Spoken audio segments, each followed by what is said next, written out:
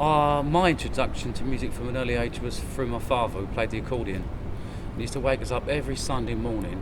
My mum had the old bacon and eggs on the go, and he used to play the accordion. He'd just play, he'd bang his feet, so you'd be up ready for church on Sunday. You'd hear a foot stomp and loads of accordion, wouldn't you? Yeah, and plus I've got 5 older sisters who had really good taste in music, so you had all that great fucking stack stuff, Motown, bit of rock stuff, but basically family really, yeah, and radio.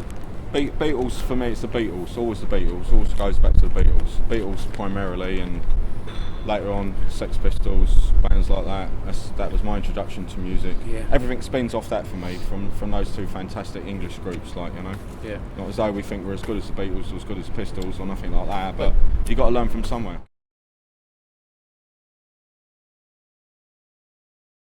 Mainly to avoid work. We formed a band to avoid work. Yeah. You know, that was number one thing. And two, because we had a love of music. You know, we really, really loved music. And at the time when we was like teenagers, and just after that, it started going into the 80s, and rock music in England was nothing. It was non-existent. There was all those boring electronic bands in England, and they were all crap, all shit. So me and the brother here thought we could easily do better than that. If we formed a band, surely we could do better than that lot. You know, and that's one of the reasons why we formed the first part was when me and Chris got together in a laundrette. Yeah, apparently, met Del in a laundrette. Chris, but what made me want to be in a band was going to see a band called Johnny Thunder's Heartbreakers. Because at the time, it was all these punk bands. It was mostly geezers going to gigs. It's just standing around a lot of sweaty blokes. When Johnny Thunder's Heartbreakers came into town, suddenly 60% girls in an audience. So I thought, this looks very good. Syd Presley Experience. Chris remembers it better than me. Actually, we met in a restaurant. No, it was restaurant. It was a laundrette. It was a funny restaurant. It was the Wow Laundrette in Lordship Lane, East Dulwich. Both having our black plastic bags. I was playing saxophone at the time, and I saw Del. He had a plectrum, and I thought, "Fuck me, he must play guitar." So we got talking. He lived around the corner in Townley Road. So we went around there, and he had a bass around there. That was before that, wasn't it? Yeah. Oh yeah, that's right. You had another band, didn't you? No, I hadn't even moved out of. I think it was.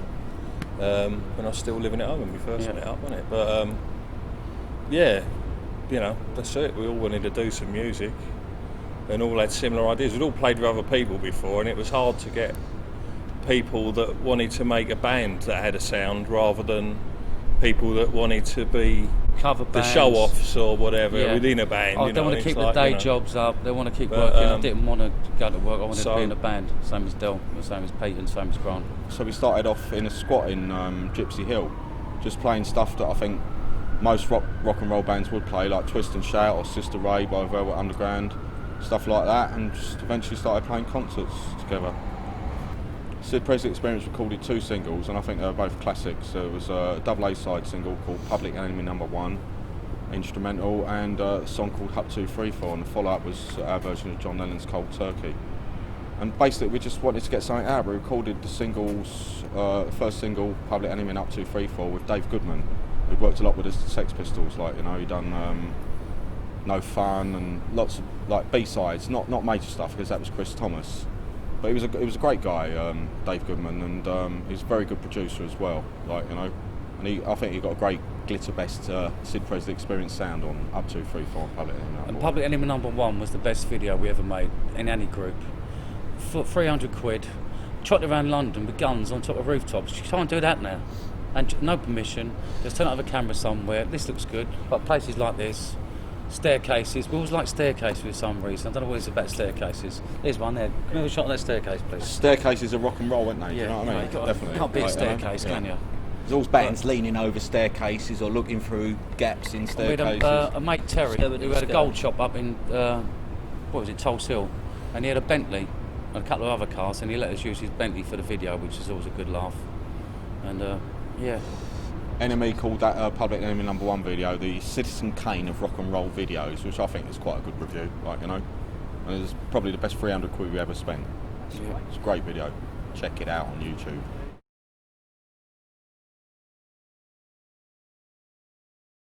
We was asked to play on the Tube because we've been, you know, getting quite a bit of really good press and starting to get noticed for what we were doing, because we're so different to all the other bands that was out at the time. At the time, this is like 1984, only great rock and roll bands were Americans, like the Ramones or the Cramps, and there was certainly nothing in England, or no band in England that played rock and roll music, but we did, so they had to notice it because it was so different.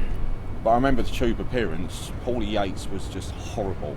She was probably like the nastiest person I'd met up to that point, and she pulled such a face when she introduced us. It was our first appearance live on telly. Shitting ourselves. And she said, and now, the Syd Presley Experience. I thought, fucking great, thank you very much. Yeah. She was a horrible, nasty cow. I know you're not supposed to speak ill of the dead, but I mean, let's get the facts straight as we're talking about the facts. She was horrible and she was nasty. Jules Holland was all right though, but she was just the other way round. Nah. All the time. Well, so that's you done for later, isn't it? Different appearances, isn't it? You know what I mean? It was funny.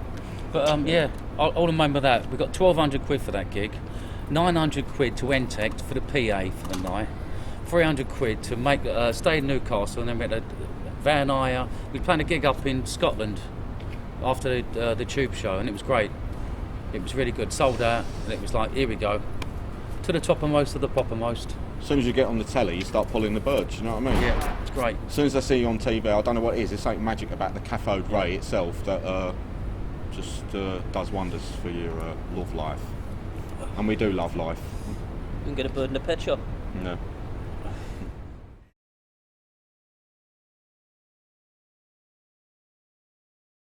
The breakup, the Syd Presley Experience, was mainly due to us all being skint, living on the dole, and trying to keep this operation going, and living together in a little flat or a squat, you know, and it was just too much, you know. It was too much. It was too much too soon, and also we were a bit mental around about that period. But there was other darker influences affecting the band that really shouldn't have been allowed to take place. It was a shame Syd Presley Experience had to break up, but these things happen, and that's what happened, you know. But at least we made 2 classic records before we went, and we played loads of good concerts, like, you know. But I'm really glad to be working, to turn that full circle, to be working again with Del, playing guitar with the Godfathers. It's fantastic, like, you know. Should never have happened, but it did happen, but, you know. No regrets, it's whatever happens, isn't it? You know? Lots of other good things happen instead of, isn't it? So it doesn't really matter at the end of the day. But it's great to be working with these 2 Herberts again, and I think, you know, hopefully it will turn out on your video that we still make as good a sound now as we did Better. 2 decades ago, if not better, you know.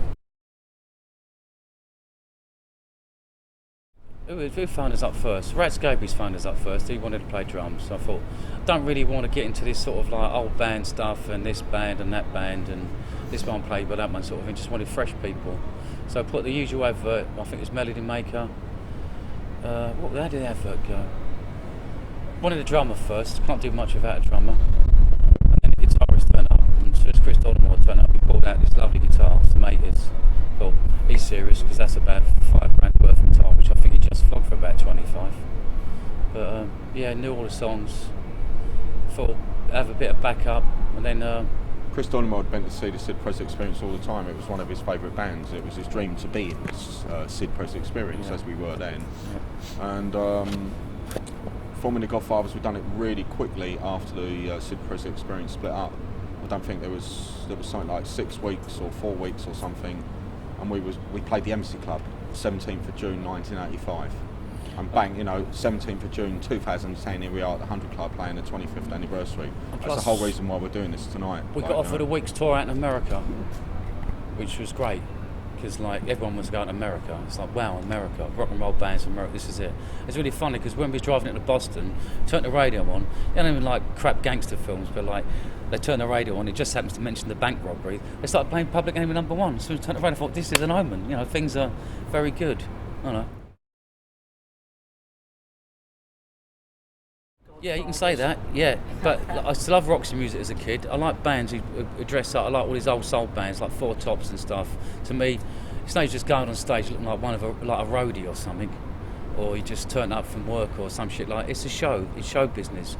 People want to come and see a show. Life is bad enough when they go and see a gig, and you'll see people making an effort, not on just on the music, but on a visual front as well. I mean, I'd love to have the old laser beams and, you know, everything going, but we can't afford that at the moment, so, you know. Temptations used to dress up before they went when they went on stage. They weren't criminals. I don't know. Yeah, but I must admit, your London villains around the 60s period were very good dressers. And I like the Americans from the like 30s and 40s as well. I mean, that's when Americans could dress. We used to watch all those black and white gangster films like Cagney and Humphrey Bogart and Paul Mooney and stuff like that. So of course that slips in every now and again, you know.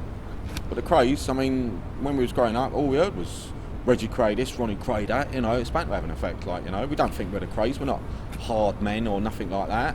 Of course not. I'm a pussycat. Do you know what I mean? There's But they were snappy dresses, you've got to give them credit. serious I know. villains out Yeah. there. We're not villains. We're musicians. But I like the craze because there's some fucking balls. Like, you know, I wish I could have done what they did. I wish I did have the balls to be a real gangster, but I ain't. So next best thing is being a singer in the Godfathers, I suppose. Like, thank you very much.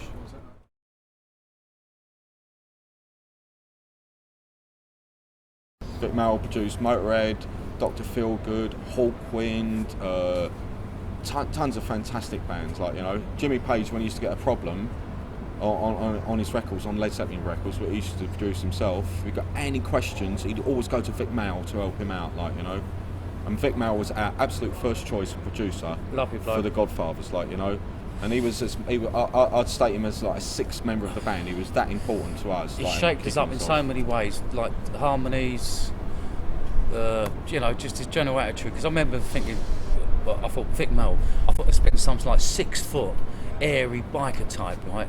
And suddenly, like, it looks like E.T. turns up. You know, it's fucking such a lovely bloke. Got nothing but good things to say about Vic. God rest his soul.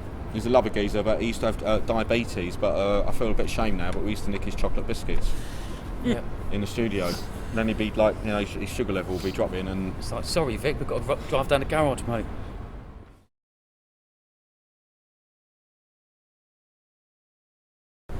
I think it's a really good album, Both School Work Death. You know, in all honesty, I don't think the Godfathers ever recorded a classic album. I think we recorded loads of classic singles, but we never done really what it could conceive as like a classic album. But Both School Work Death has definitely got its moments. It's got some great songs on it. Both School Work Death, If Only Had Time, When Am I Coming Down, Because I Said So, Love Is Dead. There's loads of great songs on it. But it's just, for me, it's just a little bit short of being a classic album. I don't know what it is, but you know, that's me being honest. I mean, you know. like, at that time, we'd say touring for 6-9 months of the year. You get a couple of months off to write an album, then you're back out on the road again.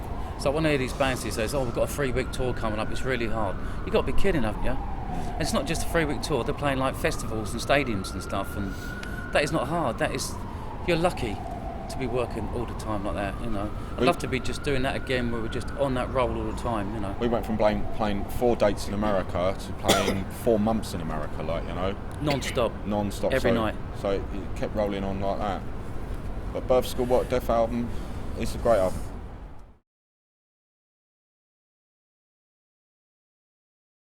Decca turned us down. That's a joke, by the way. Oh, Decca joke. Yeah. One for all you music fans out there.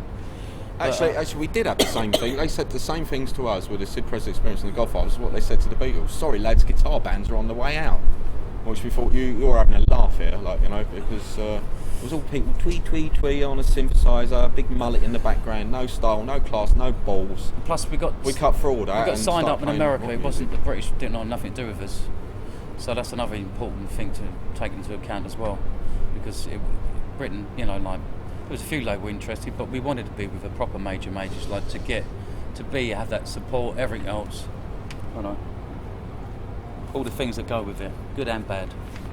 Yeah, really, with Sony, like Chris was saying, they had to sign us up because we were so popular in the States on college radio and things like that. It was just getting massive in the States without any major record company involvement. This was on our own record label, getting played loads on the radio and stuff. Michael Kaplan, who signed us up, picked up on all that, so it was great. But it didn't really affect us. I mean, we probably would have, you know, if we'd still been on Corporate Image, like, you know, Both School Work Death would have been our 5th single after Love Is Dead, like, you know. So it didn't really affect what we were doing musically, and Sony never really told us what to do, Epic Records. Ever told us what to do, because we was going to do it anyway, and we wouldn't have listened to them. There's no way. We know what we want to do, and that's it. You sign us because you want us, and that's it, you know.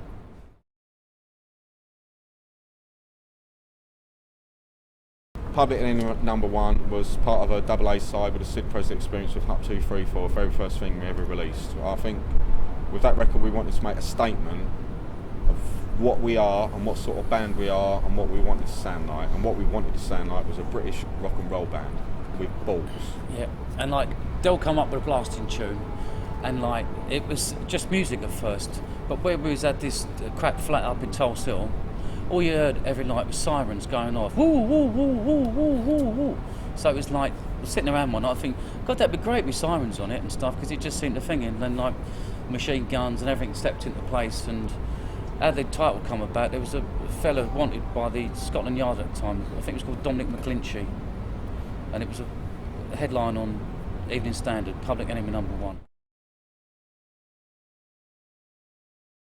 I Want Everything starts off with, he says, instant coffee, instant sex, instant failure, instant success. And that came about because the Beatles were asked in some interview, because what's your favourite things in life and what do you like? And someone said, oh, I like instant coffee, I like instant sex. So I thought I'll write that one down. And also there's a line in it that says, someone to love, someone to talk to, something to do, something to look forward to. And that was, they asked Elvis Presley what was his philosophy on life. So I thought that was interesting as well and wrote that down. So it's a mix of what the Beatles said and what Elvis said and what we wanted to do as well. You know, we want everything, we want it now.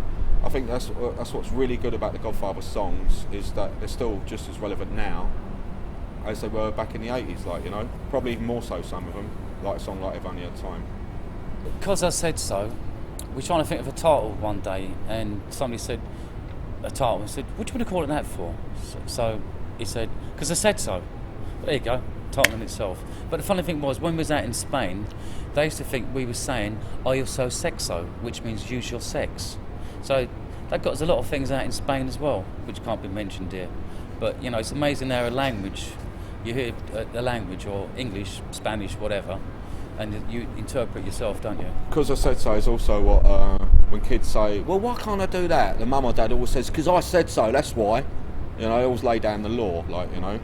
But because I said so, the sleeve was we had a fantastic sleeve knocked up. It was like an Andy Warhol image of Margaret Thatcher with a Hitler moustache on it, which we thought was entirely appropriate, but seeing as she was just a dictatorial bitch, like, you know. Americans liked it. But they wouldn't put it out. The British record company would not put it out at all. I think the guy who was running Sony at the time just got his knighthood from Margaret Thatcher, so there's no way he was going to release that bloody record with that Should sleeve. have done an American one with Reagan and Hitler. Yeah. So we just knocked up loads of t-shirts and pumped those out. Yeah, it's really funny, because what's that Had a word fortune game used to be on in the 80s with, was it E, or, you know, like, what was that one? Not Countdown, no, it's Bob Holness. Yeah, it was. And it was great, because we're sitting around some motel up in Scotland, turn the old telly on, a bit of, you know, killing time in between gigs, and these programmes, and it's like, wait, there's some 15-year-old kid wearing that t-shirt. I thought, great. Because I said so is it's still really popular, like, all over the world, like, you know, and it's definitely a live favourite, like, you know. I don't think we play a concert without playing a song like Because I Said So. Up 2, 3, 4, right? Yeah. Well, that was another one that started out as a riff, and I suppose the lyrics were very contemporary for the 80s, weren't they? About what was going on at the time. Yeah, it was like Peter says in his Tory government intro, was always short, like sharp shock. It was trying to introduce a short, sharp shock to young villains and things like that, which was putting them in prison and giving them military-style training, which didn't actually work because it just turned out a generation of super fit criminals. So there's good thinking for you that went down the drain. I still love it for its simplicity and its energy, and it's no, you know, a lot of people have said I've never really heard another record quite like that one, you know. So. Walking, talking Johnny Cash blues. Johnny Cash, what a geezer! Like, you know, me and Chris was in love with his sound when we was a kids. Like, you know, it's like boom chicka boom rhythm, like, you know, and his deep voice. And I was reading this book called Winner's Got Scars Too. It's the Johnny Cash story, and it's just homage to Speed, really, to be quite frank with you. It's a Speed song, you know, enough said, really. We wanted to record a rockabilly song as well, and we wanted to write a song about Johnny Cash, so we did, like, you know. I Can't Sleep Tonight is a brand new song, and it's part of our new release that we're getting out towards the end of this year. So it'll be out, I don't know when this DVD's coming out, but it'll be out towards the end of 2010, October, November. And it forms part of an EP of new material. Because like I said earlier, we just don't want to rely on playing our classic stuff. We want to write new classic stuff, like, you know. And it's a bit of a nod towards one of our favourite bands, the Ramones, as well, like energy-wise and nice tribal thing in the middle and the drums. Love Is Dead is a great song. We recorded it a couple of times. It was the 4th single we released on our own label, Corporate Image. We also re-recorded it in a different fashion for a Birth, School, Work, Death album. Yeah. And when we play it live nowadays, we do another slightly different version again. So we've done about 3 different arrangements of like Love Is Dead, like, you know, and currently we're playing the 3rd one. Right. Yeah. Brand New Cadillac, what a song. Vince Taylor and the Playboys, I think it was. And like Vince Taylor, I remember seeing him as a kid on television. I'm thinking, what the hell is that? He's out Elvising Elvis. He's shagging the floor, he's jumping up and down. Watched this great documentary when he was out on tour out in Europe last year. And this thing on Vince Taylor, because he was inspiration for Ziggy Stardust as well, wasn't he? Like, because Bowie used to meet him as well, and it was like, totally lost it on acid. But those earlier records, I mean, he was just brilliant. He looked great as well. Brand New Cadillac, we used to play it in the Syd Presley Experience, but and we actually played it. The Clash asked us to support them up in Blackburn, and obviously they were doing it at the time. But we thought, no, we're going to do it anyway because we normally play it, so we did, like, you know. And again, it went down the storm, but we've never played it since 1984, 1985. But we're playing it tonight for like the first time with the Godfathers, like, you know. So it'll either go spectacularly right or spectacularly wrong. Classic. What more can you say than that? It's Birth, School, Work, Death is a classic, and that song took us all the way around the world. It still does nowadays all the way around the world. I'm sure in some countries we could just go on stage and fart for 45 minutes and then play Birth, School, Work, Death, and we still go down the storm. Like, you know, but Birth, School, Work, Death, you can chisel that on my gravestone. It's just a classic number, like, you know. This song to all of yous is called Birth, School, Work, Death.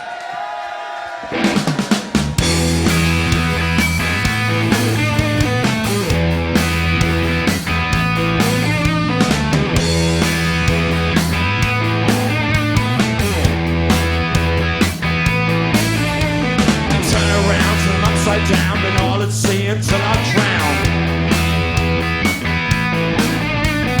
I feel torture, I feel pain, just like that film with Michael Caine.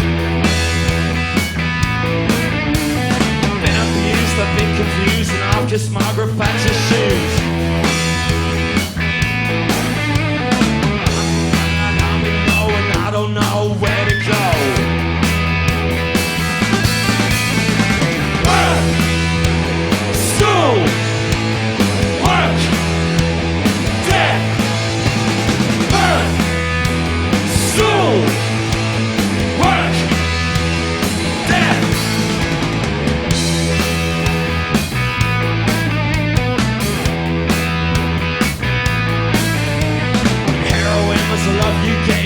The cradle to the grave. Boys and girls that understand the devil makes work for idle hands. I cut myself but I don't bleed cause I don't get what I need. Doesn't matter what I say, tomorrow's still another day.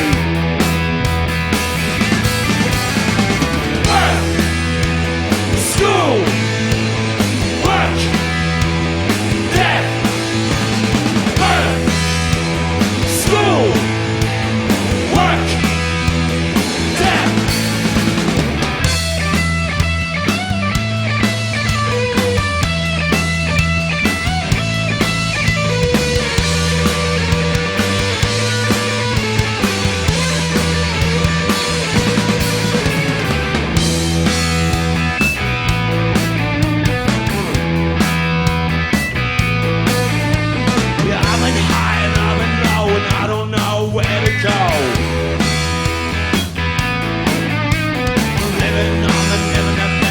It's gonna be forever.